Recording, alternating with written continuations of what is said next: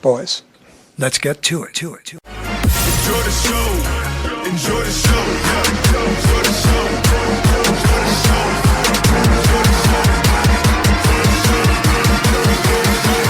Lights, camera, action. What's up, everybody? Three amigos and a podcast. This is episode 59. It's technically season 2, episode 8. Damn, son. Damn. Oh, hold on. Somebody's not recording. Hold on. All right.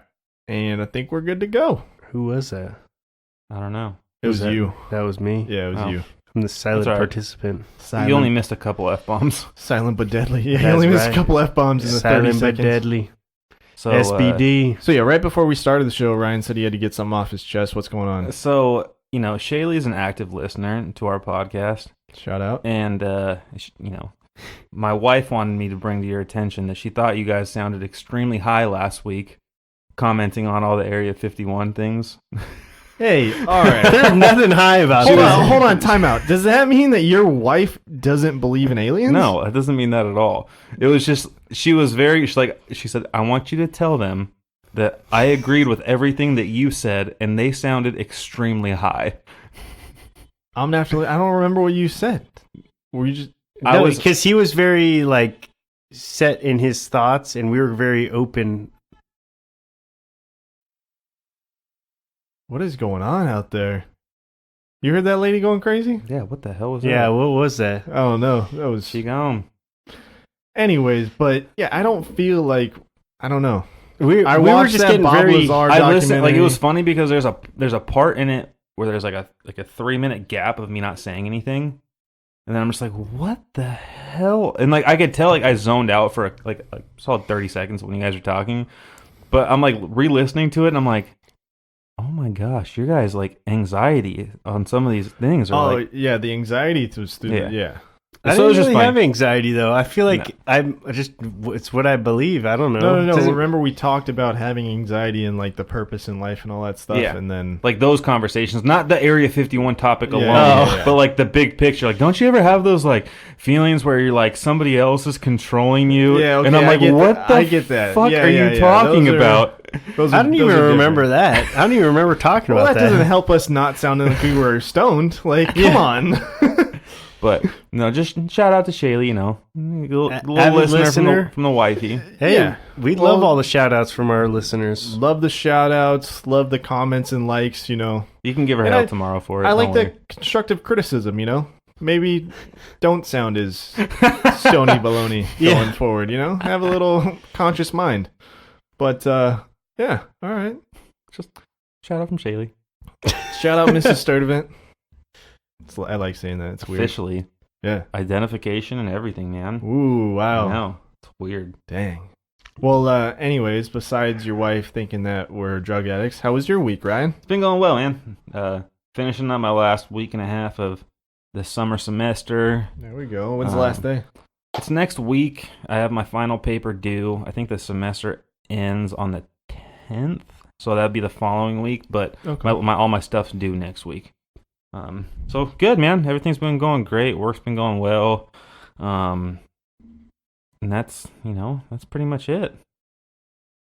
Nice. Very I nice. don't feel like I did anything fun this past weekend. I ate No? pizza. I know that. Wow, that's cool. That's what we had for dinner. Yeah, Sandbox Pizza down in Pacific Beach. No way. Yeah, Sarah and I went there on Saturday. yeah. I think we ordered it on Sunday. Ah, Yeah. that would have been funny if we Yeah. went there at different times. Yeah, but we That didn't. would've been We fun. had it DoorDashed or Oh, okay. Postmated. Yeah, Gotcha. it was. I really don't like driving down to PB after a certain hour.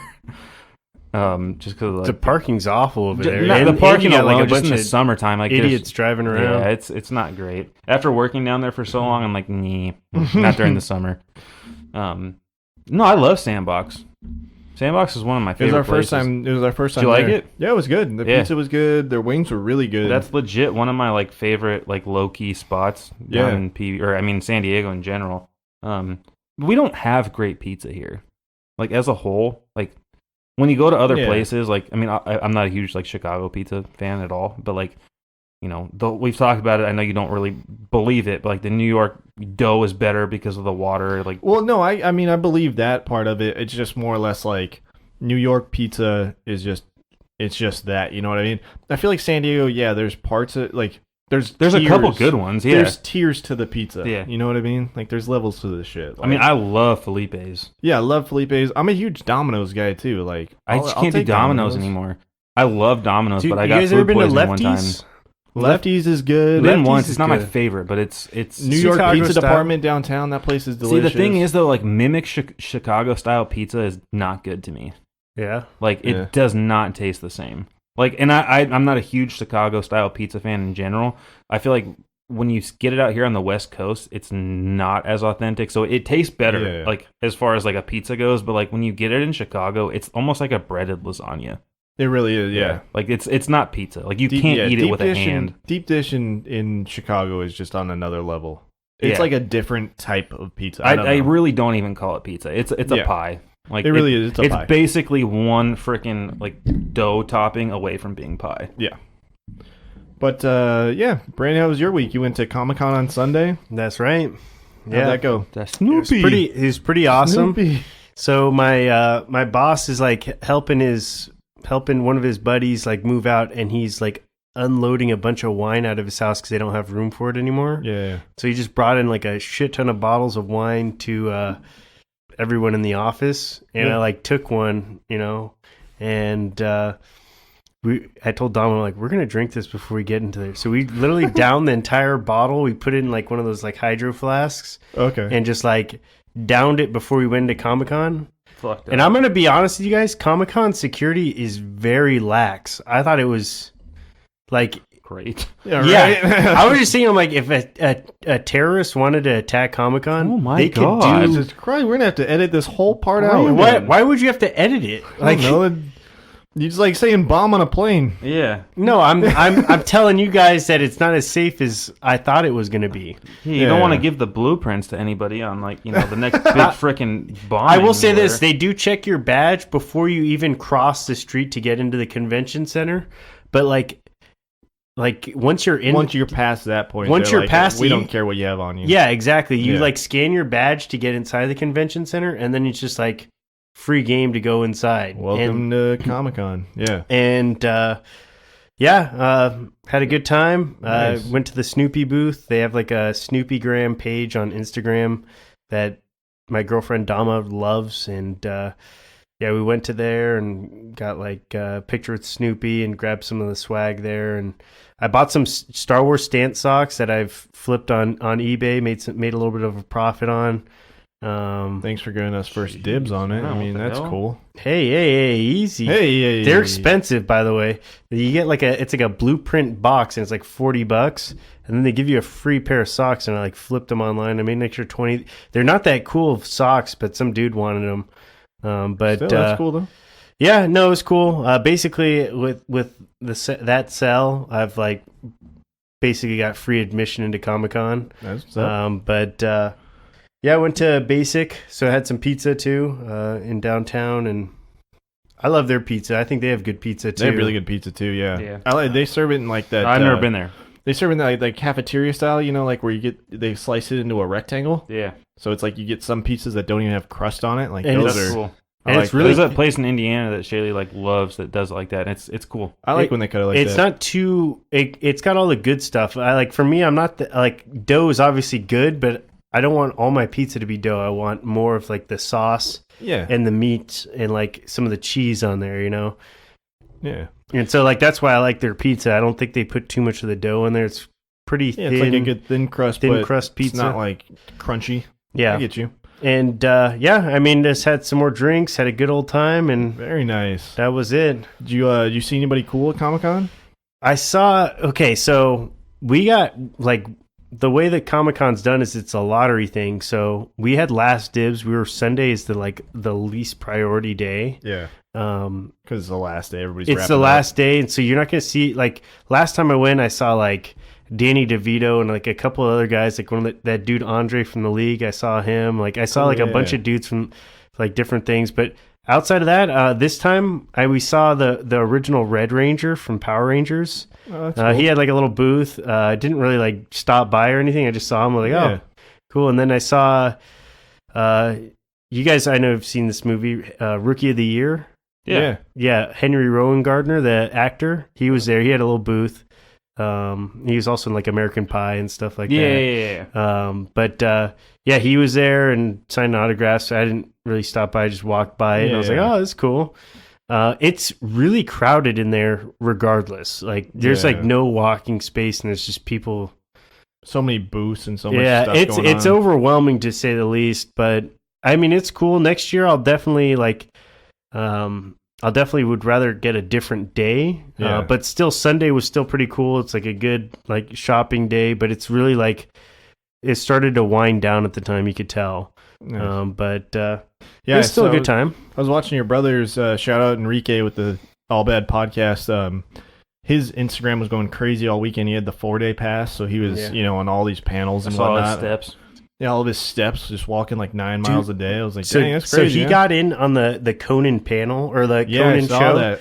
They give out to each of the people that show up to the show. You know those like Pop Funkos or whatever, those little stationary dolls or whatever. Yeah, with the big heads. Yeah, so he got one of those. It had like an Iron Man theme or whatever, and it was Conan as Iron Man. Oh, that's cool. So they gave one out to like him, Misha, I think Philly Phil, and like one other friend of his. He sold that on eBay. They gave it away to him for free for $125 for each one. Jeez. And he posted all 4 of them on there. So yeah, he just made freaking That's what's up. That's cool. hand over fist. Yeah, especially when it's free. But Yeah. man. I mean, if you want to go in there, you can turn a serious profit. But then you're kind of taken away from like the experience and enjoyment of it. But well, yeah, I mean, it sounds like you had a good time. My weekend didn't really do a whole lot. Was finishing up those skylights, putting some lights in the kitchen. I went to the beach. It's gonna look good, man. Yeah, it's looking good. Went to the beach, played spike ball for like 3 hours, and was body surfing like a maniac. That sounds exhausting. It was exhausting. I was definitely very tired, and I slept like a baby. But I've realized about myself that like I'm like a toddler, basically. Like I need to be ran and exercised so that it's like I just fall asleep. If not, I just get stir crazy and for sure. But yeah, overall it was a good weekend. It was fun. It was super warm out. The water is so nice. You went to the beach with Sarah or just rolling solo? No, with Sarah. Yeah. Anyone else or just met up with Sarah and her friend Nancy, a couple other friends. Nancy moved. She did. She lives up north, but she comes down on the weekends. So she was there with our other friends Nasser and Cheyenne. So yeah, it was a fun time though. Overall, it's a good little weekend. But yeah, the rest of the week just kind of hung out around the house and keep every day it's just kind of little by little doing stuff around the house. We're in a bit of a heat swell right now too. Yeah, dude, it was crazy. It rained on Tuesday. You guys hot rain, man. That shit sucked. My car is filthy. Dude, yeah, those my raindrops were like the size of quarters. Those things were so big. I was inside my office, I think, at that time. I was driving to work and I was like, holy shit, dude, this is raining. I was driving to work too. That was weird. Yeah. But anyways, let's get into some sports talks. That's what we do, right? Yeah, we like sports and we don't care who knows. Yeah. From shooting hoops to the Super Bowl. We got it was the Hall of Fame induction last weekend. Couple big names went in. Mariano Rivera got in. Edgar Martinez. Mike Messina, Roy Halladay. Doc, yep. that one's tough. I know. His wife gave an amazing speech, though. She did. That was really sweet of her to like muster that up and talk. Yeah. Yeah. I was happy to see Mariano Rivera get in unanimously. Yeah, I thought that. I mean, as a player with the accolades in a day and age with free agency and all these things, one team. However many World Series he won, most the amount of saves saves that he accumulated, more than anybody else before him. Definitely deserving of a unanimous vote. Which Plus, I always like- hate these situations where you get in and it's like, who the hell didn't vote for this person? Well, it's a testament too, because Hoffman, it took him several attempts to get in. Yeah. It took him 3 times, and Rivera to get in unanimously in the first Big market first time. team, though. I mean, that's basically what it ends but up he's being. still. I mean, he's still But the best closer or best anytime- reliever of all time. Yeah, anytime somebody's the best at something, it's like it should be unanimous. Like, how can you vote no? Like when he was the best at something. Yeah. And I think too, like the comparison between Trevor Hoffman and Mariano Rivera, like obviously Mariano Rivera is the better closer, but it's I mean it's freaking picking needles out of a haystack at that Trevor's point. Like, good. Trevor's fantastic Yeah. too, and you don't want to take anything But- away from him. But my argument is he's that great of a closer that he got in unanimously in his first But run. like I said, it always kills me when I mean, I feel like a lot of these people should have been unanimous votes, like at some, not on this specific list, in but the like past. when like it's they received 95% of the votes. It's like, who's the 5% that didn't vote for Ken Griffey Jr. to get? yeah, you know what I remember Yeah. Griffey. I was thinking he was the gonna only be the only unanimous. way I can see it is somebody's like, all right, well, he's definitely getting in, so I don't want to waste my vote. That's the only when- logical where it comes in. explanation I Yeah. can think of. You know what I mean? Like, Yeah, like somebody else deserves to get in. Like, yeah, let's give my vote to somebody else because he's obviously in. But Yeah. there was a couple people that got not snubbed, but could have definitely gotten in. I'm looking at Kurt Schilling, Roger Clemens, Barry Bonds, Manny Ramirez. Like those are some people that definitely could have. steroid- all linked to steroids. Yeah, the Yeah. steroid thing, and once Sammy Sosa. you let one in, Gary you got to let them Sheffield. all in. Yeah. That's the problem. It still bums Yeah. me out. I mean, we could talk about this all day, but I just feel like baseball being as mental as it is, like we're talking about an era where everybody was doing it. Like, let him in. That's what I'm done with the argument. Let him in. I think you Like let him in. I mean, we're not talking about Pete Rose, somebody that gambled illegally. We're talking about a day and age where the majority of players at the top of their game were using performance-enhancing drugs, and you plug performance-enhancing drugs into this day and age, like you're still not going to have a player that hits 75 home runs. Exactly. Like it's Especially even on both sides of the ball. Yeah. Coming from the mound and at the batter's box, Yeah. it's like you see some of the things that these pitchers are doing now. yeah. So I feel like if much movement on anything, the it just ball that allowed them to play longer, is what it did. Yeah. It allowed them to be more dominant later into their career. Yeah, but it was a good weekend for them. Good weekend for baseball.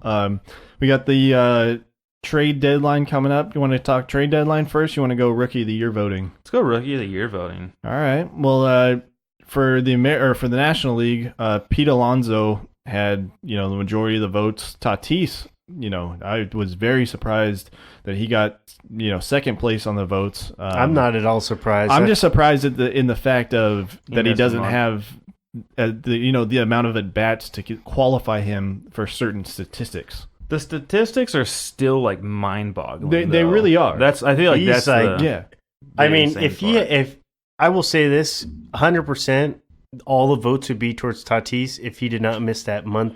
yeah. I would month disagree. plus. I would disagree, I would just disagree. because Pete Alonso won the home run derby, and not, that and kinda not just shine, that, put like, a shine on. I it. would definitely say that it would still be split. One, larger market team. Two, the fact that the dude is like on pace to break every rookie like RBI, extra base hit, and home run record. Mhm. I will say this, Tatis is on pace. He would be on pace if he did not miss that month. He would be close to a 30, 40 season, somewhere in that range Yeah. of But you're saying hitting 100%. I think he would get all those Yeah, votes I because he plays a disagree. defensive position that's way more premium. His WAR is literally right nipping at Pete Alonso's, and he's missed an entire month of the season. Yeah. You look at his numbers. I'm like, No, I texted you guys earlier in the his week. numbers are literally almost, if not better. You take away the home run number, that's where Pete Alonso is a bit above Tatis. Every other number, Tatis has got him owned. We're not arguing that Tatis wouldn't be in favor. We're saying that it wouldn't be 100% split. I just think Pete Alonso has too much popularity Yeah. around him to not give him Yeah. some of the votes. I'm definitely saying if Tatis doesn't miss that month, he's in first place Yeah. for 100% sure. But I don't think that Pete Alonso's not getting any votes. Yeah. Yeah, okay, maybe 100% exaggerating, but Yeah. what I'm saying is he's getting most of the votes. Yeah, he's no, getting absolutely. like I think we're all in Based agreement Based about on that. numbers alone, like Yeah. you can't not look at those statistics. Yeah, like his I texted numbers you- are off the charts. Yeah, I texted you guys early in the week, and I was like, just looking at his numbers makes me smile. Like, obviously, you said, like, with his errors, that kind of brings it down. But, like you said, he plays a premium position.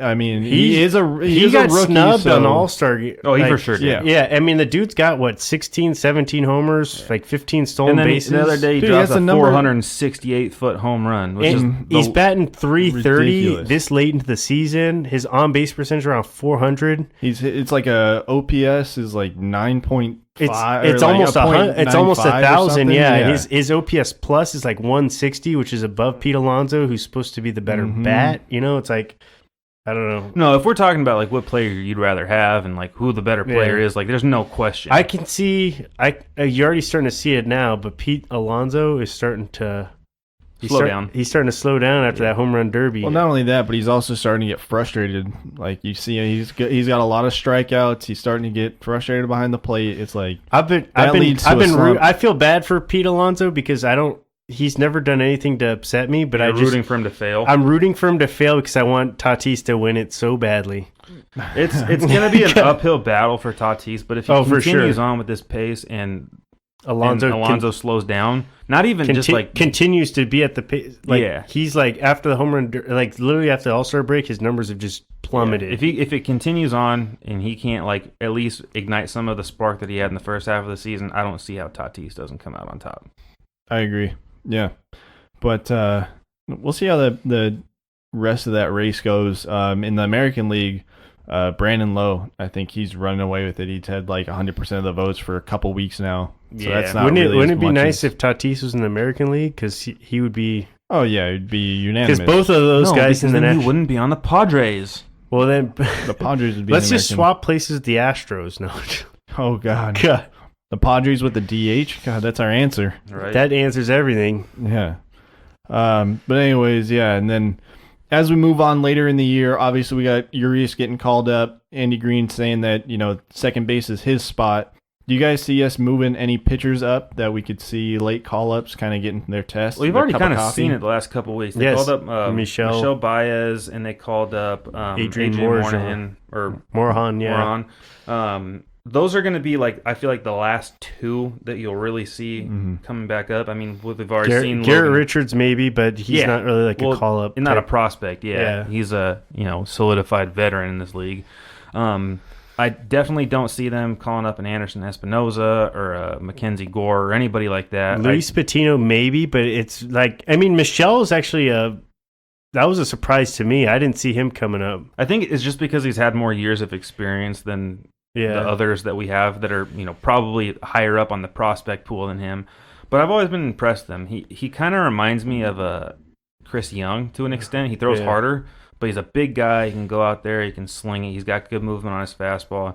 I've been impressed with what I've seen from him. I think in his our first bullpen's looking better, Yeah. but our starting Yeah. pitching isn't, and our bats aren't getting it done. And with runners I've in been scoring trying to position. explain this to you for the last several weeks, Brandon, that our bullpen will solidify itself as they continue to gain more repetitions because we have so many young arms and we have a fluctuating amount of prospects that are coming up. But the big thing that we've been worried about all year is the starting rotation. So you're starting to see that play more of a factor. Lauer went out today, kind of threw up a dud.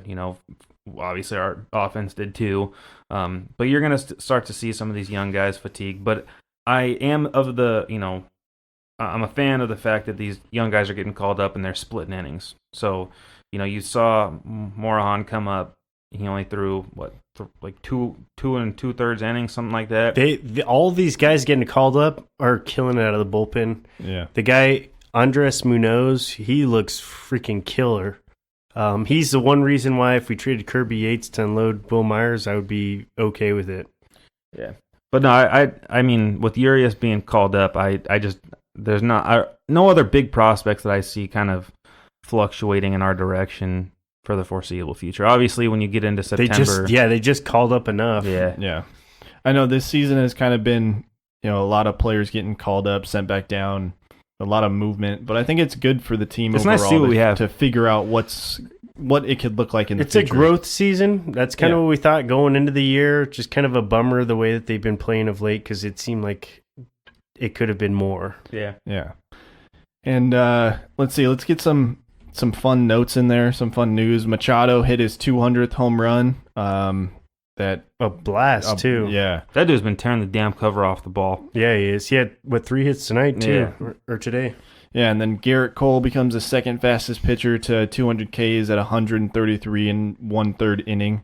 I mean, that's pretty impressive. Not gonna lie. It is.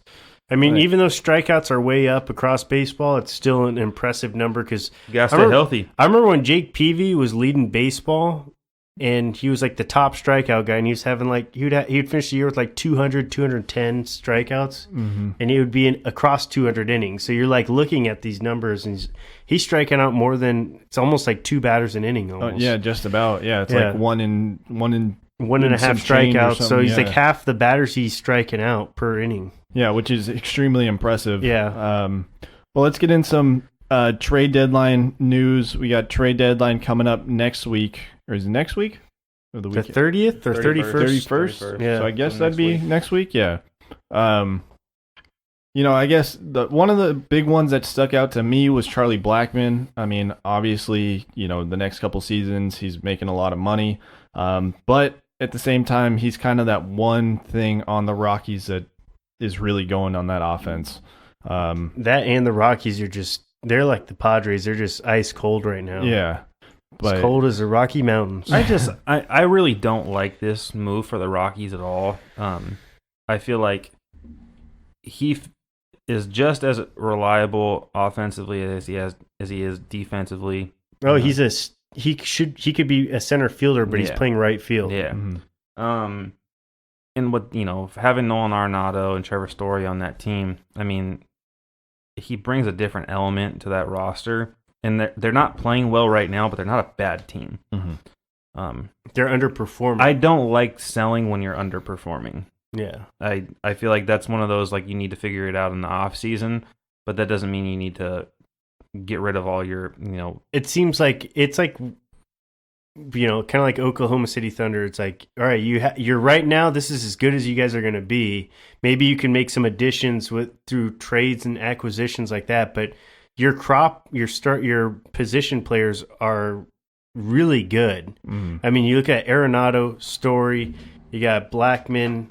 even Brandon Rogers has been pretty solid after he's been called Brendan up. Rodgers. They even what's that other second? They have Daniel Murphy. Yeah, I'm like, dude, stud. you guys got like stud players at a lot of positions, and it just seems like they just haven't grooved yet or something like Their that. pitching's been Yeah. underperforming. I mean, that's basically it. But They've spent a lot of money on Wade Davis, and he hasn't done anything. Yeah. Like, I don't know. For me personally, just because they're in their division, I like to see them unload whatever big assets that they have. Just Yeah. because it's like that kind of gets your wheels moving for a rebuild sooner than you think you're really ready for. But you like know? Brandon said, I mean, I don't see this team. they're Obviously, probably not going to make the playoffs this year. And I No. had them making Yeah. the playoffs. yeah, but I don't think that they're a bad team by any means. But I also don't see them as a team that's going to be able to compete for a World Series. So obviously, with that being the goal, if you're not happy with the outcome of the current plan, I can understand selling. But I feel like when you're just this cold, it doesn't make sense to unload yet. I mean, unless you're going to get some like massive starting pitching hauled back from them, which I can't imagine that the Rangers, the Reds, or the Cardinals are going to be wanting to dish that by out. the way, why are the Reds even in the discussion? They're still technically in They're contention. you know what the Reds remind me of this year? They remind me of the year the Padres went all in with Matt Kemp, Justin Upton, all these guys, and they didn't work out.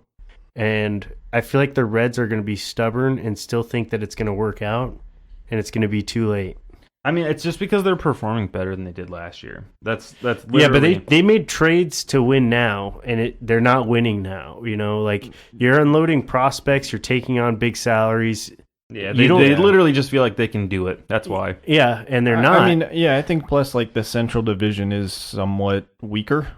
So I think it's that still it's tough. like- The Cubs are they- tough to beat, man. Yeah, I mean, it's tied But- up at the top. I mean, it's not like Yeah. they're sitting 8 games out of first place, so it's not like they're terribly far behind. I mean, obviously at They the got to halfway get point, way hot. Yeah, they got to get hot, but that's at an the ex- same time, it's like There's no way you're catching up to the Cubs, Brewers, or Cardinals. That's, yeah. I don't see that happening at all. I would bet quite a bit of money on that. Yeah. Well, I think the one team that's the most confusing right now is going to be the Giants and what they're going to do with their bullpen. I mean, they got some great arms, but they're still sitting, tied with the Diamondbacks. Obviously, the Dodgers ran away with this division, but they're 14 and a half games back. You kind of got to decide if you're going to move these players or if you're just going to, it's hard to stand pat. I love this, in my opinion, because we brought this up last week. We're talking about trading all these players, and we weren't sure if they were going to do it because the Giants were heating up. Yeah. And this is really, like, as a Padre fan, this is an ideal situation. Best case scenario for the Padres. Because they're gonna keep their chips in, and they're gonna get ice cold. The Padres are gonna sweep them this weekend, and it's gonna be the downfall of them. And by then, it's gonna be too late. They're gonna. You haven't had any leverage enough to trade him. Yeah, and you're like, okay, Bumgarner. I get it. This is Bochy's last year, so it's kind of tough. Where you're like, do we want to just totally suck on Bochy's last year with us? And my answer, yes, you should. Organizationally, it makes sense. You guys are due for a rebuild. Mm-hmm. All your good players are aged and this was a really good team 6-7 years ago. Yes, and it's the same roster as they were. Yeah, mm-hmm. And now they're old. And I mean, we're talking about a player that, Bumgarner by no means is underperforming, but we're also talking about a Cy Young, caliber player with a +3 ERA, which, again, that's not by no means a bad number. Yeah. We would take that. Yeah, any day. Outside of Paddock, I think he's the only guy who's in But he's below that. My point is, right now, he coming off a year where he underperformed, he's at his most valuable, and he's not going to get any better. This is the best you're going to have. Mm-hmm. So a team will overpay for Madison Bumgarner right now, and you could, kind of top end your prospect pool and set yourself up for the foreseeable future. But instead, here we are sitting with the Giants getting a little greedy because they've been on a hot streak for the last month. Well, we've seen this before. I think even AJ Preller said it, you pay more mid-season to acquire talent than you do in the offseason when you're getting them for a full season. It's because the teams have time to evaluate their teams and see what their needs are and then make the adjustment. So it's kind of more tailored to what each team needs, and they know in the panic mode. They know they're in a position of leverage, so they're like, okay, I know you need this. Yeah, supply and demand. You guys are going to be paying me a lot more because there's very few good starters on the market that you know. I feel like it's hard for the Giants too. Like they're in a weird spot. Like if they're going to buy or unload everybody, like you said, Bochy's last year, are they going to suck? Are they not? They're on a hot streak right now. They were after the All-Star game. They're a relatively big market, I would say, and definitely, it's a market that is used to winning. So it's hard to see them unload all these players and commit to losing. Yeah, that's just my thing. It's hard to tell your fans, but Bruce Bochy. Well, we said this. You had said this last week, and I think I had agreed on it.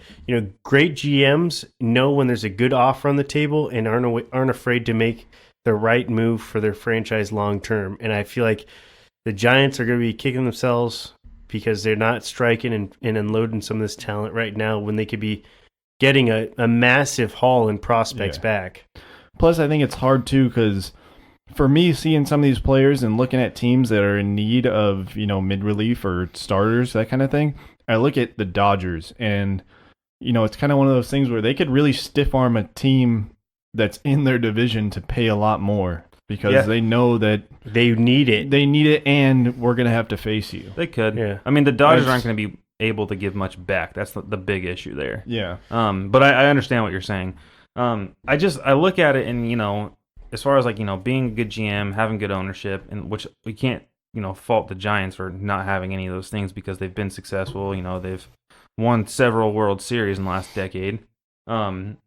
But in a situation where you're worried about, Bruce Bochy's last season, he's retiring at the end of the year regardless. He said that at the beginning of the year. Yeah. So why would you handcuff yourself for the next, 5 to 10 years off of the outcome of this year? The outcome is simple. You're not going to be able to catch up to the Brewers, the Phillies, the Nationals, the Cardinals, or the Cubs. And even if you do, you're getting bounced in the playoffs. Yeah. Like there's no way you're keeping up with any of the other teams, the Cubs, the Dodgers. If your goal is to get Bochy one last World Series run, it's not going to happen. You're 2 games above 500 right now. Mm-hmm. Yes, you've gone on a hot month, but like we said, the Rockies aren't a bad team. the Diamondbacks still sit above you. The Padres are right underneath you, and we're not even a bad squad. And either. the Dodgers are 14.5 games above you.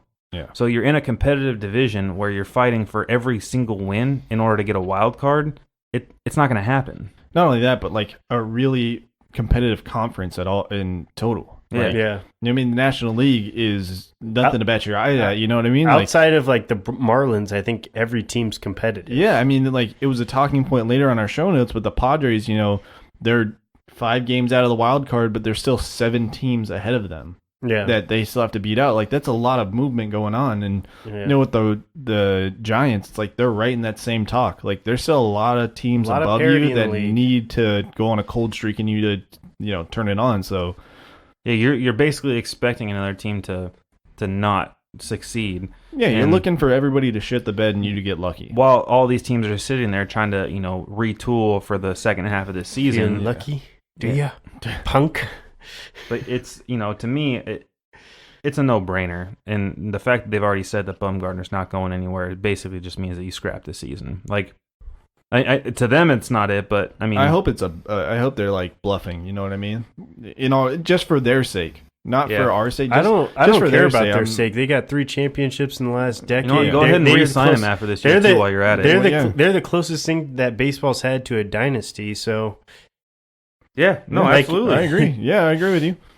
But yeah, we'll see what they do. The Mets. Padres just faced him. Oh God! I think it was earlier today. That was DeGrom. Yesterday, it was Syndergaard. Yesterday, yeah. Yesterday, Syndergaard. They actually Vargas. Didn't they light him up yesterday? Syndergaard it was like 7-2. They didn't I wouldn't say they lit him up, but we scored a lot of runs against them. We had a lot of blue hits that Hey, put they the ball beat in him play. pretty well. We need it. We needed They it. beat him pretty well. Put the ball in play. Anything can happen. Yeah. What's your favorite timeout? What's your guys' favorite like baseball homage?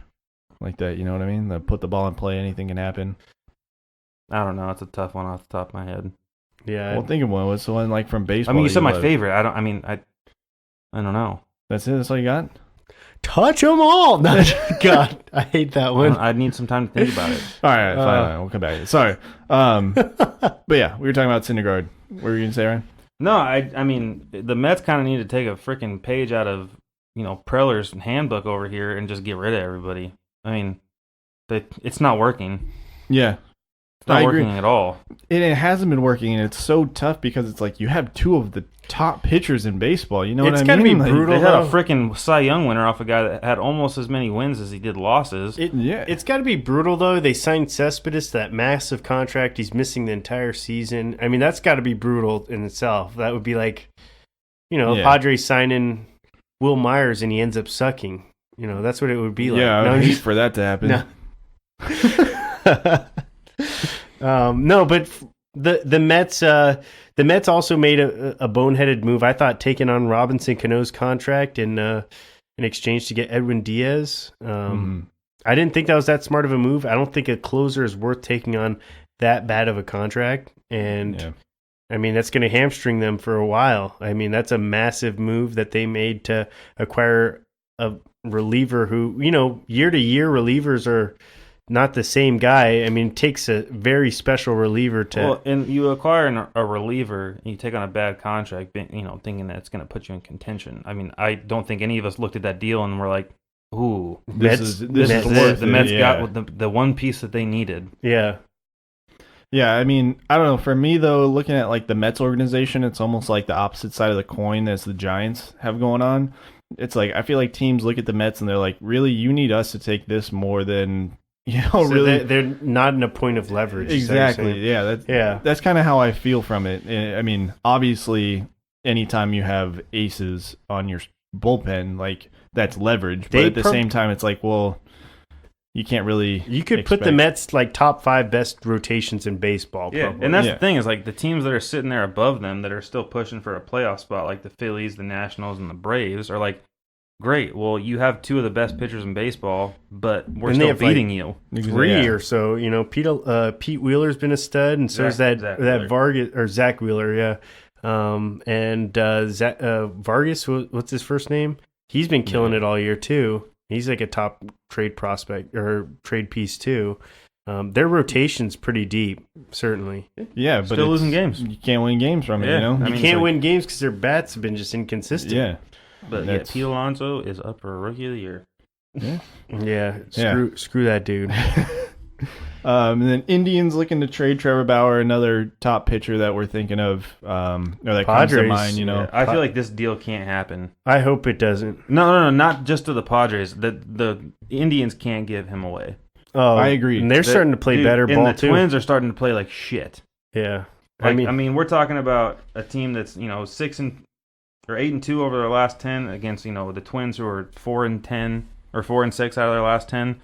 I mean, the coin has totally flipped since the All-Star break. They're 2.5 games out of first place in that division. Mm-hmm. I mean, you're within spitting distance. It seemed That's like- 2 good starts away from being in first place. it seemed like the Twins were playing above their head all season, and I just didn't Oh, they think definitely were. They were bombing like there's no no other. way. There's no way they could have kept it up all season, and if they did, they were going to run out of steam in the playoffs. To me, the Indians are like for sure buyers at the deadline now. Like they have to be. They have to. Yeah, I agree. But they could retool. I hope they're a buyer for the Padres because we got extra outfielders and they need outfield help. No, I'm really hoping that they're going after Will Myers. I would be stoked to just give it to him. You're like, hey, you want Will Myers? We'll give him to you for We'll free. eat him some. We'll eat 50% of this damn contract. No, just take him. I don't want to eat any of his contract. I don't I want to would be hear the word. 100% willing to eat some of this dude's contract. I don't want to hear the name Will Myers ever again. Honestly, I wouldn't even be mad. Like I was talking, obviously, my dad's like, "Why are you guys so hard on Will Myers?" And like he's Well, all 'cause he on Will sucks. Myers and whatnot.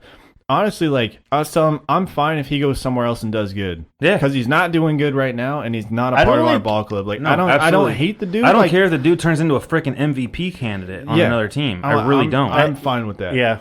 I'm fine No. with that. In all I reality, just am tired of seeing him in a Padre uniform. That's all I care about. no, it's Yeah. it's like it literally. It's just like that. I don't Go- hate the player.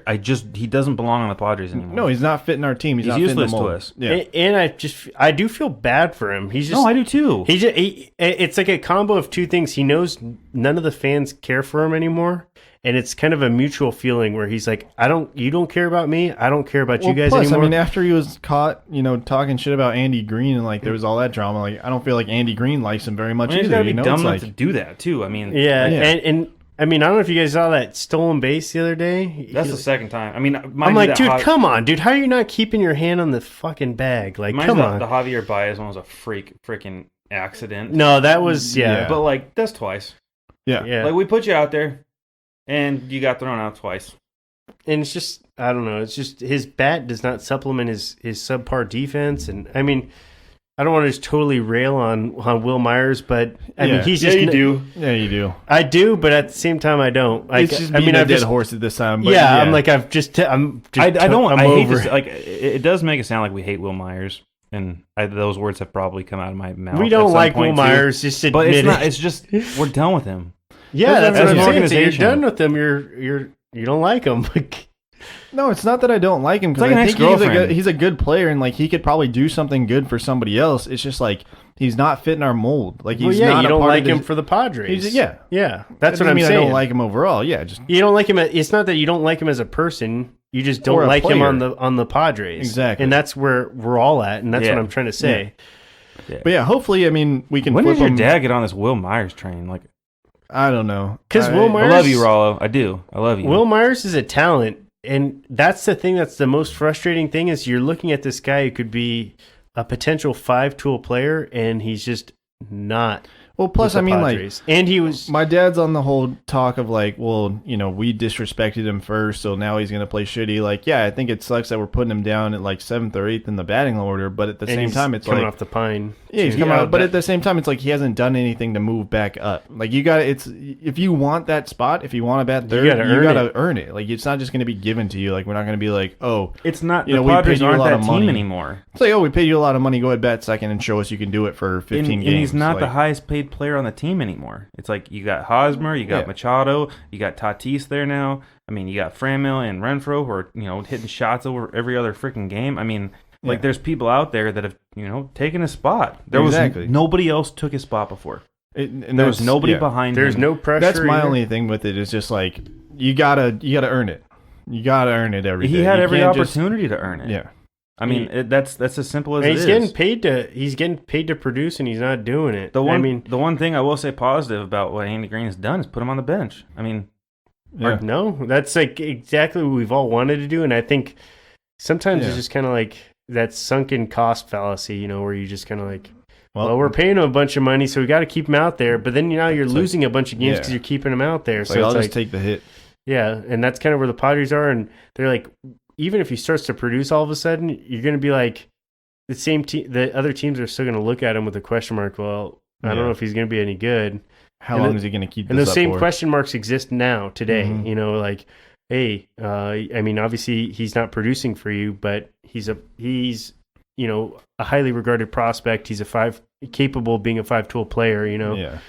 So I hope the Indians I hope they want him. I hope they think they can fix him. Well, Yes. I think we want to unload Myers, and then also with the Padres, there's been a lot of talks with Yates. I don't think we want to unload him, but if the deal's right, I think we're all okay. The right price. If the right price is price. right, if Bob Barker says it's right, Yeah. Guys. So I love Kirby Yates. he's a stud, I think we man. all do. Phenomenal. It's time for Kirby to go. For what though? Like, I mean, the asking price is going to be massive for him right That's now. what I'm but saying. A team is, and I'm not like before. I had said I'd be willing to deal Kirby Yates for if somebody's willing to eat all Will Myers' contract. It's not the case anymore, because I mean I would expect a haul back like we got with the Francisco Mejia deal plus some in this, and then circumstance. unloading Will Myers, and then unloading Will Myers. and but not paying a cent of Will Myers. The thing is that with Kirby Yates being as high a value as he's ever going to be in his career, we've only used him once in a save situation since the All-Star break, and we brought him in one other time in a non-save situation. So we're not utilizing him anymore. Yeah. I mean, and we're obviously we're not winning games right now. Obviously, yes. So if this cold streak continues on, even past the trade deadline, it would be a giant what if. Mm-hmm. We have Munoz in the back pocket as somebody we can use as a closer going forward. It's not something that I wanted to ever see. I wanted the Padres to be in a more of a competitive, but they're 7 games out of the wild card now. They're just tailing off hard right now. So it's not looking positive, and I feel like at this point, with the asking price for relief pitchers being as high as it's going to be, it's a perfect time to unload. I agree, and I look back to what was it, 2 years ago when we traded Brad Hand away Last year to the Indians. I look again. That's going to be another, hopefully, a big deal for the Padres to get. that one hasn't materialized materialized yet. But Mejia, you don't think that one's materialized? I think Mejia's barely made an haul. impact, and Brad Hand was an All-Star this year. Mejia has literally batted like close to 400 since being back from the injured list. I mean, he's still hitting 200 on the year, He's so hitting it's hard to say close he's to more 240. valuable than an All-Star. He's hitting In close Brad to 240. Hand. But the one positive aspect about Mejia is that the alternating between Mejia and Hedges has benefit both of them. I agree. That has worked. No, definitely. But you're saying an All-Star versus a guy who's batting like 220 is. He's also 23 years old in his first full professional season. I know. I'm just saying right now it's not paying dividends, and that's a fact. I mean, like it's not like a I'm not saying for Hand. You know If what I we mean? were It's in the not same like that good situation, of a haul, but we'd at the same time, we'd have Brad Hand in the same conversation this year as our closer with Kirby Yates as a setup guy. So I don't really see a massive difference in a haul versus giving up a top level closer that would still not be utilized. I mean, if we were saying we gave up, an all-star second baseman or somebody like that, different conversation. But for a player that is not essential to a team with a losing record, I don't feel like we gave up much. I mean, and I feel like we got a really good return in Mejia. I don't, in my opinion. I'm just the jury's still out for me on that one. I'm not sold that's a win yet. But I don't see how it could be a loss. Is basically what I'm saying. It's definitely not a win right now. So, and that's a fact. I mean, you would have 2 all-star caliber relievers in your bullpen. Well, I mean, our bullpen was losing a lot of games. You can't for us say that earlier that's in a the year. definite because Yates wouldn't be getting the amount of attention that he's getting this year if we had Brad Hand. So it would still only be one. We would still have 2 elite relievers, is what I'm saying. I mean, we might have 2 elite relievers on our roster right now. Pitching rotation. That's Who close else to would 5. it be? I'm just saying we don't know. We didn't know that Yates was an elite reliever last year. He was a good setup man, yeah, but we didn't know that he was like. Yates had his first good year at a professional level last year. Yeah, last year, and he Last was year. worthy of an All-Star nod almost last year as well. But yeah, so I'm saying we didn't know what we were getting with Yates last year. Like, just to Dean's point, like when we were, trading Brad Hand, we lucked out that Yates, had this, developed splitter that he started throwing. Yeah, But- which is testament to Darren Ballsy for being able to I point feel like that out. But yeah, but the thing is, like, you're looking at the return on Mejia as like, Brad Hand All-Star, but All-Star closer on a team that's losing more games than they're winning. So a player that's underutilized. So if he's only pitching, or only has 40 save opportunities throughout the year. I see what you're saying, but what I'm saying is we'd be winning more games if we had a better bullpen, and our bullpen was letting us down significantly throughout the majority of this season.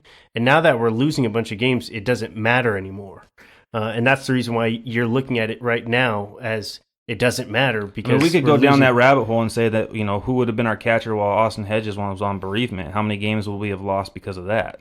Well, we'd have Austin Allen. Honestly, our catchers offensively have not gotten it done for the most part.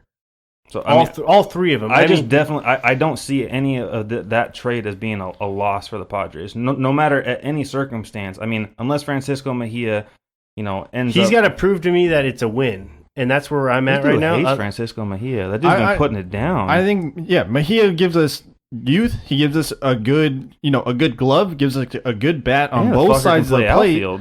Yeah, and utility. Like the guy is bringing a lot to the plate that Brad Hand was only limiting us to one thing. And not only that, you're saying that yes, we would have won more games because our bullpen was good, but even still, we've seen Yates go out there, 3 days in a row, and it's shaky. You know what I mean? Like, obviously, this dude. I'm saying have to go out there 3 days in a row if you had two stud closers and you had Adam But who Simber says as that well. we'd be using him as a closer? And who's saying that? Yeah, he'd be your backup closer. That's how He'd it be a works. setup guy.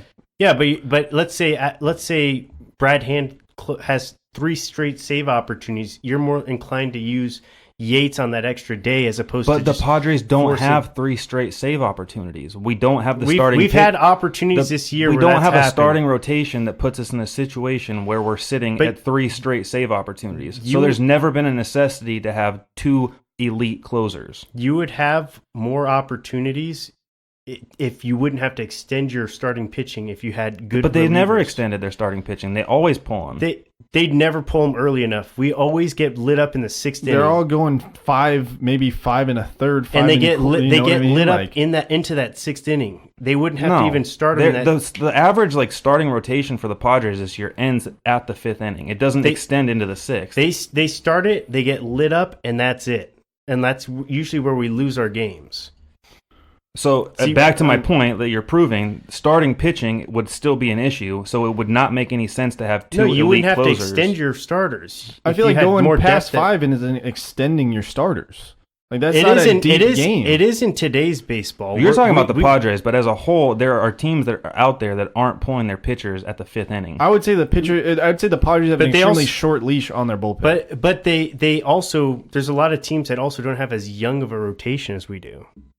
We would have had that same young rotation whether Brad Hand was on a roster or not. No, but what I'm tired of explaining the same fucking thing to you guys over and over again. the rotation would not have to be extended as many times over if we had more good relievers that we could rely on. So they wouldn't even have to start the 6th inning. You could start Adam Simber there. You could start Brad Hand or Kirby Yates earlier in the game. But that doesn't do anything to the pitchers that are giving up 4 runs in the first 3 innings. That doesn't ever happen though. The guys get lit up later on in the game. I mean, that's happened multiple Several times. We this just got our year. ass beat by the freaking the Marlins. I mean, you could pick any example, but you're going to lose games every team's going to lose games earlier in the season. But what I'm saying is, most of the time we're losing because we're letting off a lot of runs in the 6th, 7th inning because our bullpen is not that good. Yeah, I mean, I don't know. Agree to disagree that it's not, or I mean, that trade wasn't top shelf for you, or it wasn't like an A+ trade or anything like that. But I think to Ryan and I's point that having 2, as you're saying, all-star relievers on a losing bullpen on a losing team isn't as essential valuable as having a catcher. a young stud, backup catcher right now. a young stud catcher. He's not backup though. Austin Hedges getting most of the reps, No. man. Yes, he is. Not since No. he's come back from injury. He hasn't. Dude, look at the bats. I have been. I've been paying attention He's every a- single game, and Mejia has started the majority of the games since Hedges came back. Mejia and Hedges are splitting time evenly behind the plate, and Hedges has been leading the pack going into the majority of the season. Yeah, majority of the season, but that's also because Mejia was out for a significant amount of time, and they had to send him down. Like He was hurt. He was on the injured list. and wasn't he in? I mean, the AAA dude, ball the for a dude's little not bit too? I'm not saying he's a bad player, but what I'm saying is Brad Hand's an all-star caliber player, and right now he would be helping this team win more games than Mejia has up to this point. And that's my argument. Okay. Oh, well, I mean, I hope, though, in my opinion, that we get a haul, maybe like this or significantly better than this for Yates, because there is a lot of need for, relief pitching this year. So that's just what I'm hoping for. What are you guys looking for a return on Yates? I mean, it's a tough call. They want major league ready players. Mm-hmm. So, I mean, I even saw this dude post this thing about the freaking Red Sox willing to be giving up Mookie Betts in a trade. So, obviously, that's not happening. Yeah, hell no. But I mean, like it has to fill a need, and at this point, it's really hard to say what that need is. I mean, I like Margot in center field right now. He's been producing. Potentially, long term, is that the answer? I don't know. I mean, we've seen ups and downs from him as it goes. Most of this roster, it's been ups behind and downs. behind the plate. You have Hedges, you have Mejia, who's been playing well, Hedges, who's been hitting well lately. That those two together seem to be working well. It's kind of tough to see. I mean, I don't know. But I do know whether it's prospects or major league ready players, it has to be something brought back. Whether it's a front of the line starter, which again I don't see a team trading a front of the line starter. No contending team's going to unload for a closing pitcher because they need him for the playoffs. But I'm really not opposed. And I've said in the past that I was opposed, but I'm really not opposed to getting top of the level prospects at this point back for Yates, just because he's 34 years old. He's, not getting any younger, like we've talked about with the majority of these pitchers. Luckily, his career came on later. Mm-hmm. You mean like AAA ready players? Is that what you mean top level, or what do you mean? No, I mean like prospects, like top of the level prospects. Just because at this point he's a necessity that we don't need. And it's the same thing last year with Brad Hand. I mean, whether or not Francisco Mejia ends up being an all-star or not, I mean, you basically have to take what's available because you're going to waste that person's prime. Yeah. And I would hate to see Kirby Yates' prime. I mean, 12 games that we've only used him once in a save situation?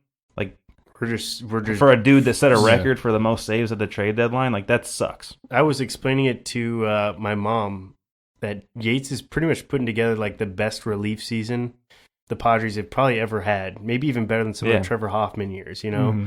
That's how dominant he's been all year, you know?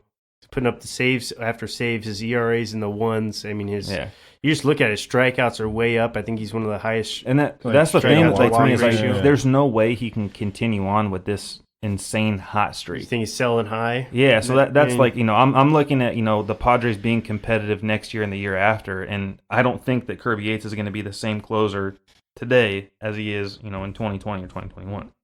So I mean, it's unfortunate, but you got to give some of these young guys the opportunity, and I feel like Munoz, he looks good, man. I'm a big believer in that dude. Yeah. He needs to start seeing some close opportunities if that's what you want to see him, and you can't do that with Kirby Yates because he's the best at it right now. Well, and Munoz, from what I've been told, is supposed to be our closer of the future in general, and then Yates has just been killing it all year. And it's been a warm welcome because I remember going into the year thinking, I was like, well, he was a good setup guy. I don't know if he's going to be a good closer, and he's turned into being a good closer. So, and nobody wanted to give up Brad Hand either. Nobody ever wants to give up an all-star caliber player. But when it comes to relief pitching, you look at your whole roster and you think, that this isn't a playoff-ready team. And up and down the Padres roster, there's holes. I mean, yes, Renfroe and Reyes hit a shit ton of home runs.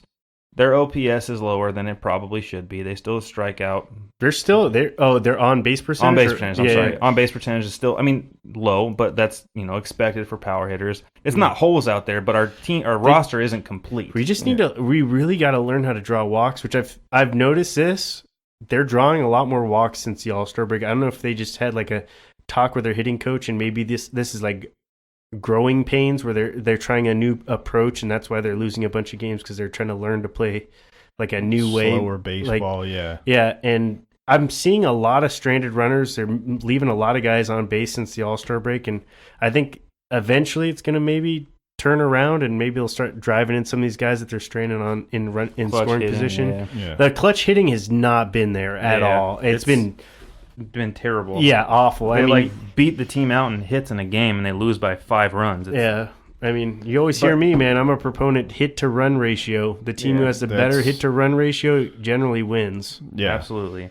I really look at it though as like these next 5 games should solidify any of those claims. Like if they go out and they can pull 4 out of 5, I feel like you definitely have to stand pat with everything. Mm-hmm.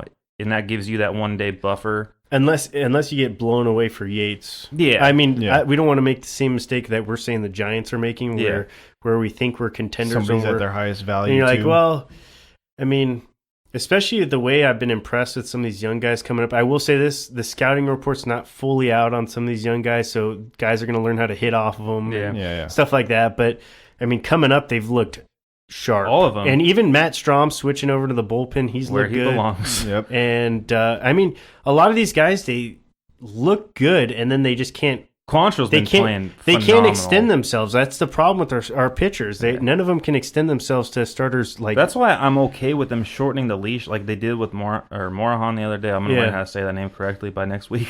But they cut him short. They let Quantrill go in there. He pitched 5 1/3 or 5 2/3, something like that. He's looked good. Yeah, he's looked great out of the bullpen. That's kind of how I expect him to go forward with the season, especially with Paddock, like we talked about, being on an inning limit. I said the other day, like they pulled Lamet, I swear the last 2 times he's pitched at exactly 80 pitches. Like every time I've looked up, I'm like, okay, he got pulled in the middle of the 4th, 80 pitches. He got pulled in the 5th, 80 pitches. They know if they would have kept him in for another inning, he got lit up. Yeah. So that's how it works. I expect that these guys will, continue on with that pace. Yeah. But like I said, looking at the next 5 games, that's really going to solidify the Padres' moves. They have 3 against the Giants, 2 against the Orioles. I mean, hopefully they can pull out 4 out of 5. That's, and then maybe we can. I would like to hold on to Kirby Yates. I'm a believer that we're going to sweep the Giants this weekend. Dude, we freaking owe it to them after the last time. So before we get into NFL, I just want to ask you guys on Padres trade talks, what would be your thoughts on 1-for-1 Urias for Syndergaard? No. All right. His numbers aren't great. I'm just not a huge Syndergaard fan. I mean, I know a lot of people are. Yeah. I just feel like there's a lot of flamethrowers out there. You look at Margot stole like 2 bases on him yesterday. Dude does not check his runners at all. Mm-hmm. They have shorter careers too. Yeah, that too. I mean, I don't know. I think he can't. He's certainly a talent, but I think Urias could be a stud, man. I really I'm a believer in Urias. I'm in the same boat as you guys know on that for Urias for Syndergaard. I just saw something on Twitter. It's just so hard to tell because the Mets suck so bad. Yeah, like literally, DeGrom was 10-9 last year with a 1 point whatever ERA. Did you see that defense by Dominic Smith in left field? Oh, that was terrible. Oh my God, this guy's. You could put my mom out there in left field and she probably fields a better ball than that.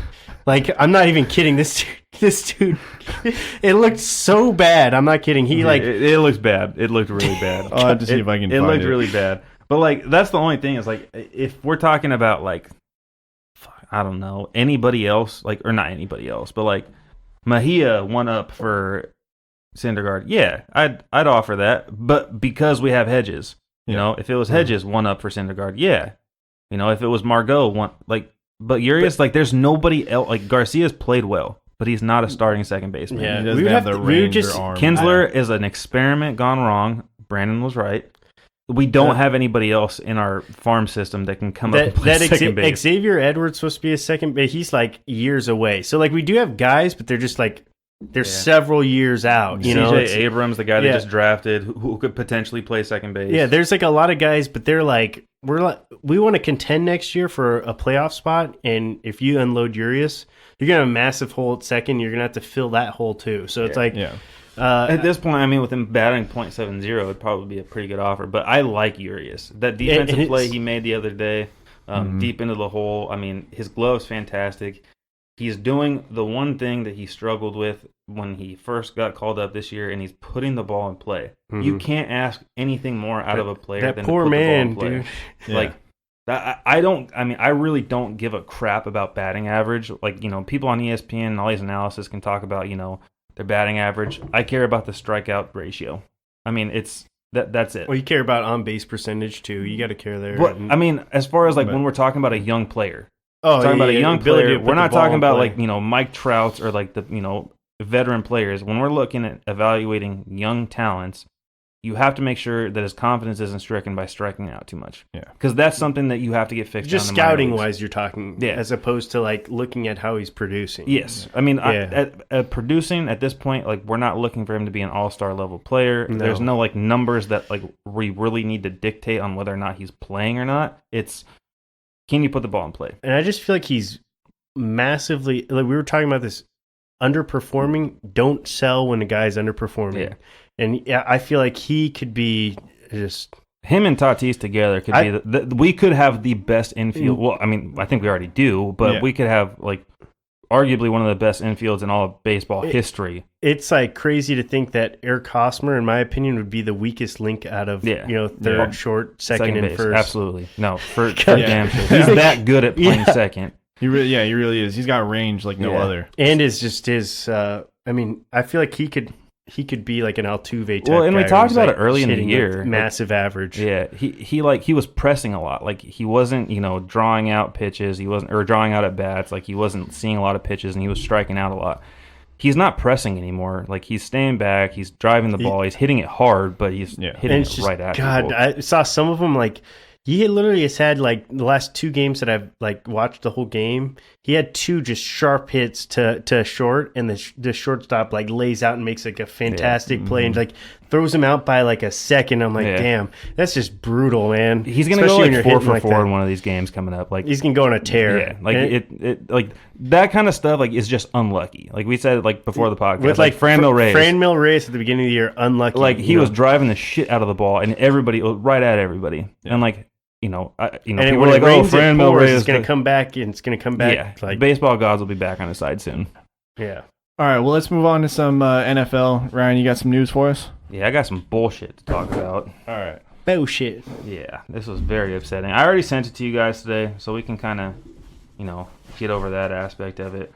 But the odds to win the MLB or the MVP came out today, and the list goes: Patrick Mahomes, Andrew Luck, Aaron Rodgers, Carson Wentz, a tie between Drew Brees and Russell Wilson, and a tie between Baker Mayfield and Tom Brady.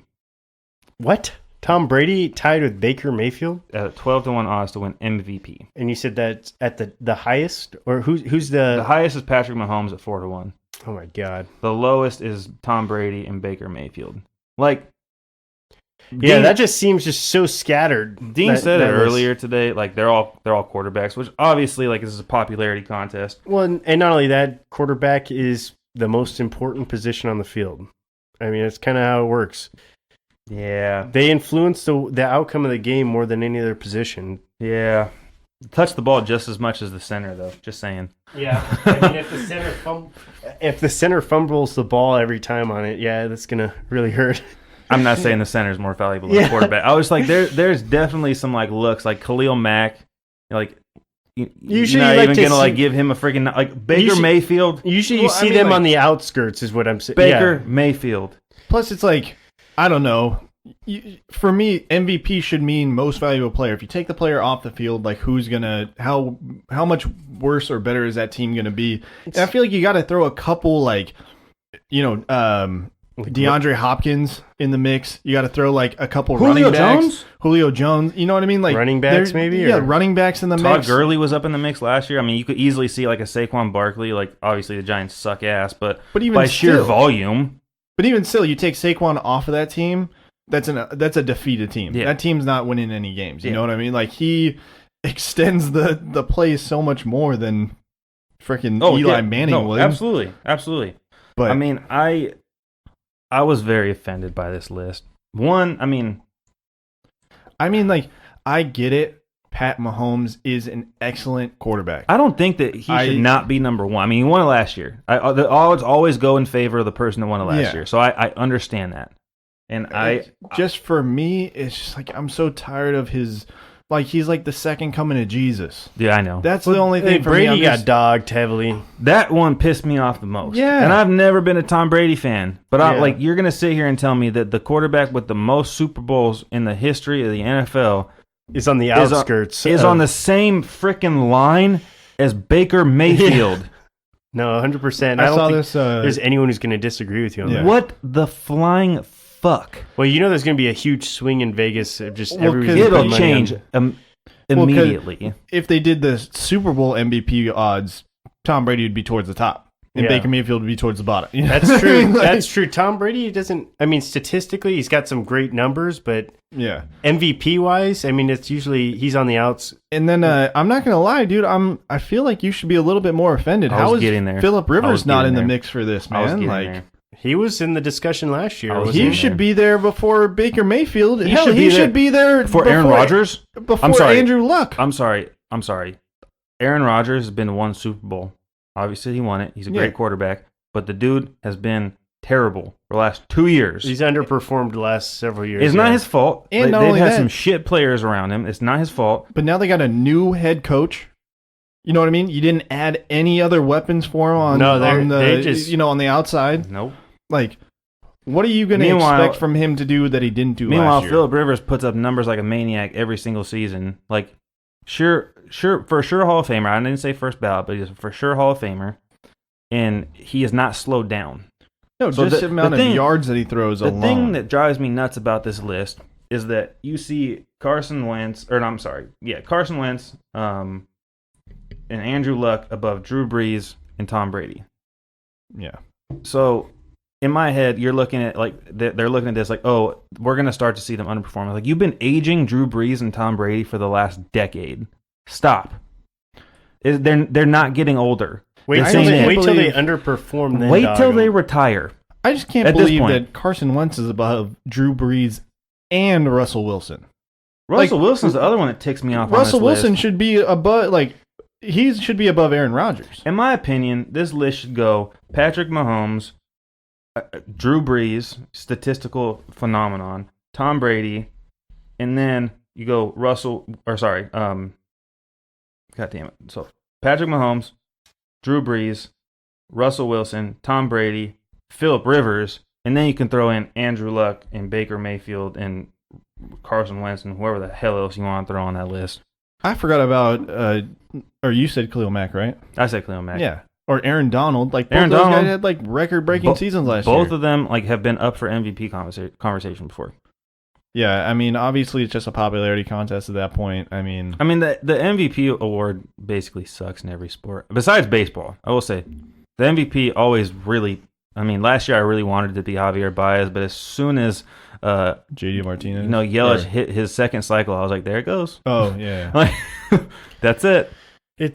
I mean, in baseball, it's kind of different than any other sport, though. Like in football, quarterback position is, like I said before, The focus. it controls the outcome of the game more than any other position. And in baseball, like almost every position kind of has equal impacts for the most part. I mean, obviously there's a little bit of disparity there, and But everybody gets it at bats. Honestly, though, like I get what you're saying, but I have to full-heartedly disagree now because Nick Foles proved that incorrect. Because Carson Wentz had an MVP caliber season, Nick Foles stepped in, who was a subpar quarterback at the time, and he led that team to a Super Bowl championship. And obviously that's one instance, but a lot of teams prep their rosters now as, their second string quarterback being an extremely high-paid player. You know, the Chargers, their first free agent signing, they went out and got Tyrod Taylor. I mean, freaking the Rams did it. They went out and got Blake Bortles. Yeah, I mean, but it's still an impactful position. No, that's that's what I'm trying to say. I don't feel like it impacts the game to an extent that like maybe a LeBron James or in a different sport, obviously. Yeah. Like, it doesn't impact that much because there's 11 players on offense, there's 11 players on defense. You know, if Tom Brady throws a perfect strike down the field and Julian Edelman drops it, you're not saying Tom Brady threw a bad ball. You're saying they missed the opportunity because Julian Edelman dropped it. And in the same sense, it's like that is yards and stats that would pad his numbers for being an MVP. Yeah. And just because everybody's dropping it doesn't mean that he's better or worse than anybody else. Yeah. I mean, there's a lot of circumstances like the year Julio Jones went freaking crazy, or Calvin Johnson went crazy and set the record for most receiving yards. Like, nobody said Matt Stafford was the MVP that year. Yeah. So, I mean, it's very, like... Megatron. It seems more like a popularity contest than, like, the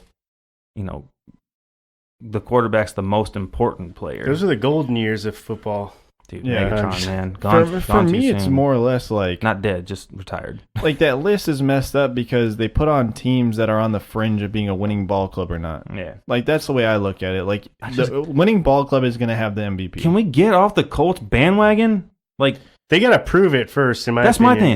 They made the playoffs last year, right? It's the same thing with the Browns. And statistically, there are 3 teams in every single conference. That you have 3 teams that make the playoffs, and then you have 3 teams that miss. And if I'm looking at the AFC, and I will leave the Chargers out of this list, but I see, the Chiefs at least, and then the NFC. No, AFC. In the AFC. Oh yeah. Sorry. So I would say the Chiefs, the Patriots, and then I would even say the Chargers at that point. Those would be my 3 teams that would for sure go to the playoffs. I mean, that would mean I'm not saying the Colts aren't going, but I wouldn't have them as my favorable 3. Yeah. So I don't know. It's tough to say, but the Colts, they have to prove it. Same thing as the Browns. Like, everybody's sitting here like the Browns are like a top 10 team in football. They've still only won like 10 games in the last 3 years. Yeah. Like, that doesn't make them a good ball club. Yeah. Prove it. Yeah, they definitely have to prove it. And the Browns have a lot to prove this year. There's a lot of talk around them. Yeah. So I mean, we've seen it in the NFL several times. The Eagles, they went out and they got Michael Vick, and then they signed every free agent that was on the market, and they sucked. It wasn't good. It was bad. Well, what else we got in the NFL? A couple running backs didn't show up to camp. Melvin Gordon, to be expected, as well as Ezekiel Elliott. Why is Zeke sitting out? I know Gordon's sitting out because it's like he deserves that contract. Same thing? Same talk? Same talk. You're early.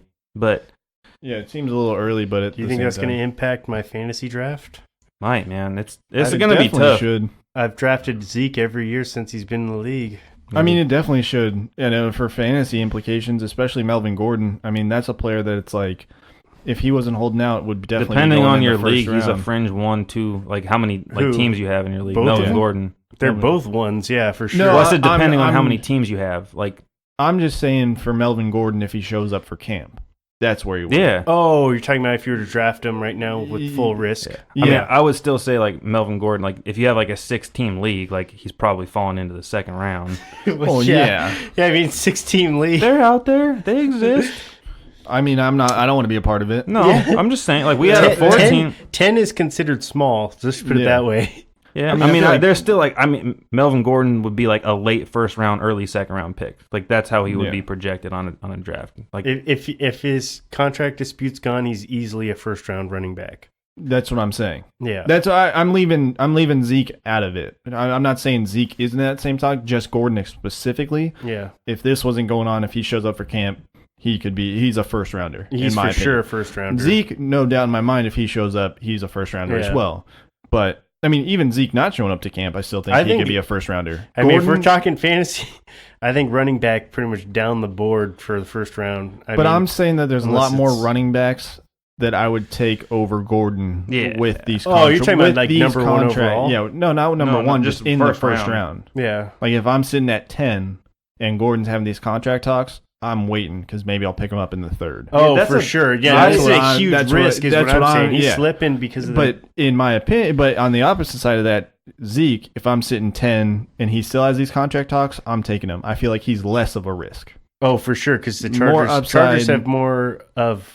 Exactly. Plus, Zeke's a year early.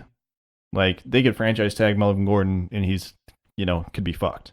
Yeah. So That's a really tough call, man. Like, I'm trying to pull up some information here on like some of the like running backs. and Gordon stuff. was a stud last No, year. he man. was. So is Zeke, though. No, and they both are. Yeah. I'm not saying either of them don't deserve. But I just think that But the risk, I get what you're Yeah. saying, because the Le'Veon Bell bomb last year.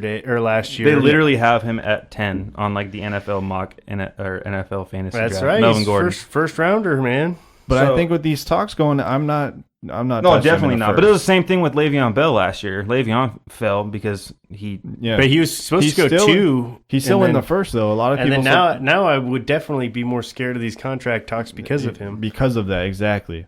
But that's why I feel like See, with like the thing is with this, like, okay, so let me just break this list down for you.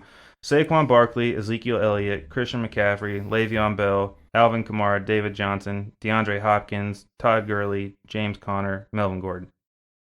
Yeah, feel I mean, like if they dog Mel- Gordon a lot. No, Yeah, no, dude, I I am mean- looking at the list. Like, if we're I'm talking not- a 10 yeah. team and Melvin Gordon has a contract, I'm for sure taking him in the it first has a round. contract, yes. Yeah, Yeah, for sure. No contract, I would- Without a doubt. I would probably reach for him at like 5, man. easily. If he has they his contract. you totally dogged him with the contract, like over. The only thing is he just doesn't score as many. behind James Conner. Come on, man. Yeah, I mean, Like, What's I their would take- backup? James? No, that's no, I'm saying that Steelers. they And- put James Conner James- on that list above Yeah, him. yeah, with I would put Melvin Gordon above James Conner. At this point, I'd put him above Todd Gurley. I'd Yeah. put him above David Johnson. I'd put Yes. I'd put him above Le'Veon Bell. He's like neck and neck with Zeke. Yeah, for me. I'd take Gordon at 5. Yeah. Yeah. I just had to look at the list before I said that for sure. I was just thinking, like, a lot of the times somebody goes up and grabs a quarterback in the first round, or I'd like probably take Christian McCaffrey over him though. I would too. And I would definitely take. If it was PPR league, I'd for sure like I'd definitely take in Saquon over him. He's probably my number one. I'd take pick. Kamara. I'd take Kamara. I'd take I'd take Saquon. Kamara's kind I'd of a take- question mark. Oh no, You they said the lost. same thing last year, and I- Kamara put that shit down. My biggest question mark is Todd Gurley this year. Yeah, he Yeah. tailed off heavily at the end of the year. I had him in my other league, and I mean he was thrown down fat early on in the year. Oh yeah. But And then he tailed you off dogged him. Kamara all last year, and that dude put up like top 5 fantasy numbers. No, he put up great numbers, but he cost me fantasy championship in my other league though. He just wasn't thrown down towards the end of the year. Man, end of the year sucks for teams that are winning. Yeah. Yeah, well, But I'm just saying it just cost me shit. But Still yeah, can't doubt that. I mean, I for sure would take Kamara over Gordon. Well, they lost. Ingram's gone. Who's their other running back? They brought somebody else in. I just Yeah. don't like the running back shares. Like, if I'm going to spend a first rounder, I want the guy to. No, be you want him to getting- be the only guy. Yeah, that's why. Like, that's why I've been a red flag on Kamara for all this time is because he's been. yeah, I but the mean, thing I with want the Kamara back- is him and Ingram. They didn't just split time; they played on the field at the same time. Yeah, well, They ran and more. that was They statistically ran more 2-back sets than anybody else. that's in why the they. NFL. That's why he worked out last year, Yeah. and I didn't think he was, but he did. So Yeah. honestly, I mean, but with the contract talks, yeah, Gordon's fallen for sure. Yeah, that sucks. So if you're any fantasy listeners out there, somebody to keep your eye on Nick Chubb from the Browns. I That's like another even team. I'm even super they got high- Kareem Hunt, but I'm Joe super Mixon. high on Dalvin Cook this year, as I've always been. Don't do it. I'm yeah, always high Don't on I'm him. do it. scared of anyone on the Vikings. I promise you, I'm- Dean, don't do it. I might. Even though I Adam might. Thielen, man, The person that I'll tell you not to draft is T.Y. Hilton, why is that? because fuck that guy. I would I take mean, I would I take would T.Y. take Hill. Nope. You can leave him. Yep. Yeah, let me and him Yeah, scoop up Go for it. the under. Well, it depends on where you're drafting him. First of all, I'm not taking him in the first or second round. You know, another guy who's really high on people's list is Randall Cobb. You guys high on Randall Cobb? No, hell no. Me Is he either. on the Devontae Packers? Adams. Yeah. Take He's still on the Devontae Adams. Packers. I thought he got traded. Oh, Or that's they- something of Devontae Adams, not I'm, Randall on, Cobb. I'm high on Devontae Adams. I was gonna say Yeah. it's like Randall Cobb, man. He should be like 10th Yeah. beyond, like 10th round. T.Y. Hilton just doesn't score many freaking touchdowns. He never does, but the yardage But is he almost puts up, there. Yeah, 100. 1,000+ yards every year. It's guaranteed. But it's feast or famine with him. He'll have like 100 140, 150 Oh, he yard puts up games. massive games. And then That's why I you'll, freaking hate and then him. you'll have like a 20, 30 yard game. You're like, damn, this He's hurts. got like three 200 yard receiving games in a year, and then the rest of them were just like 50 yards. And sprinkled. there's like touchdowns attached to Yeah. those Yeah. too. It's like he has like a 200 yards and like 3 touchdowns. And You're it's like, always damn. the weeks that you don't need him to throw down. You're like, Yeah. everyone else went ham. Why do you Yeah, save it's that like game? I didn't need this right now. I just beat the crap out of this person, 150 to 110. Yeah, you're like, for no fucking reason. I think my biggest question mark going into this year is Antonio Brown. He's a big Yeah. question mark. I have a would. big question mark on OBJ too, just because Jarvis Landry's over there as well. I think Yeah. so. Like, I think that's a lot. I don't know. Like It's a lot of mouths to feed. It depends on where you're ranking him. Like if he's generally been a first round guy, but I would probably not take him in the first round. But like if he's later in the draft, I would definitely take him. Yeah, of course. Yeah, Like if we're talking tier 1 wide receivers. yeah, I don't know if he's a fringe tier 1 for me. Yeah, I don't know if I'm going. Yeah, You're talking about who again? I'm sorry. OBJ. yeah. I was in both of them in all reality. Antonio Brown and OBJ. I don't know if Antonio I'm- Brown's a wide receiver 2 for me. That I'm kind of putting it like in the Antonio fringe. Brown he's projected to go in the second round. Yeah, and I know that's what I'm saying. Like Yeah. if I'm putting my own rankings out there, he's a wide receiver 2. Like that's the tier I'm putting him in. I'm trying to find OBJ on here. For And you. OBJ is a fringe 1. Like He's a second round. yeah, Yeah. like well second round, so he's a 1. He's a solid 1. Well, I mean, The one- so was Antonio Brown was a round 2.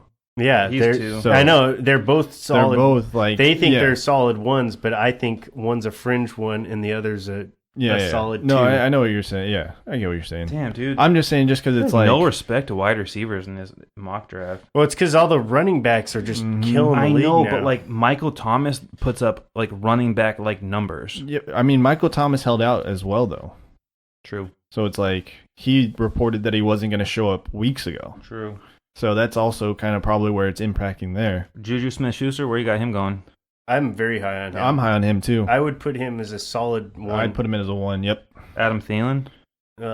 See, that's another like Brown he's a high stock where 2 it's for like me now. Thielen and Diggs. It's hard to pick. It's hard to it's a lot of mouths to He feed. tailed It's a off lot of heavily at the end of the year last year. He's kind of Yeah. got that like I think teams are starting to figure out their dynamic between him and Stephon Diggs. yeah, and that's what I'm saying. It's like it's hard to say one of those guys is a 1 over the Yeah, other. he's You a know guy, what I mean? He's It's a, like he's a 2 for me. No love to Derrick Henry, Kerryon Johnson, or the rookie running back out of Oakland for now, Josh Jacobs. well, I mean, that was a Dude, Josh Jacobs, if you're looking, I hate doing this every fucking year, but like if you're looking for a steal, get Josh Jacobs. That Well, dude's he- running like somebody freaking stole his lunch money. well, that dude's a fucking beast, anyways. Yeah. Didn't He you- could was run he- over a fridge. Was he out on Alabama? Yeah. Yeah. That guy Yeah. was a freaking beast. Derrick Henry, like that dude got way more carries last year than Deion Lewis did. He was starting to heat up big time. He's a guy who I would consider as a RB2. Yeah. Or even This like is a sitting really in the fun list flex. to look at. You would sit him in the flex? I'm just saying if I'm drafting, if I'm on the end of the snakes, yeah, I'm gonna try to wait and steal them on like in the 3rd. In the 3rd round? Yeah, Oh, I'm so not then going he's in an my RB2 then for you. Yeah. Yeah. Because you go running back, wide receiver, running back. Yeah. Okay. That's what Keenan Allen, Well, you where said got him? flex. I was like, all No, right, no, that I'm means saying- like you take 2. He'd be like super if I down. on you. if I could steal, if I could go 3 running backs in a row, even Oh, okay. beef it up. Keenan Allen. Ooh, Well, he got dogged on Madden, so he's definitely getting dogged here. I don't know. Keenan Allen's tough because again, it's If you're in a back to- PPR league, I'm taking that dude in the top 3 for sure. It's again for me too many mouths to feed out there in San Diego. Or in That's what I Los said. If Angeles. it's PPR league, I'm taking him like probably Yeah. in the second round, just for like the sheer like catches that he gets. He gets a lot of short yard catches. He doesn't score a lot of now, touchdowns. But now with Hunter Henry back in the mix, Dude, it's like Keenan Allen though, like that fucker gets open. no, he Like runs he's really he's good Rivers' crisp routes. go-to guy. Chargers offense is pretty elite, They're Yeah. certainly No, amongst- I know what you're saying. I just like he's the dude that like Rivers looks for on 3rd down. Yeah. So like he's for sure getting. now that Gates is gone. Yeah. He's for sure gone, right? Yeah. No, Oh, I don't know. He hasn't retired yet. He's for sure gone. But yeah, like Mike Williams, the dude that they go to stretch the field.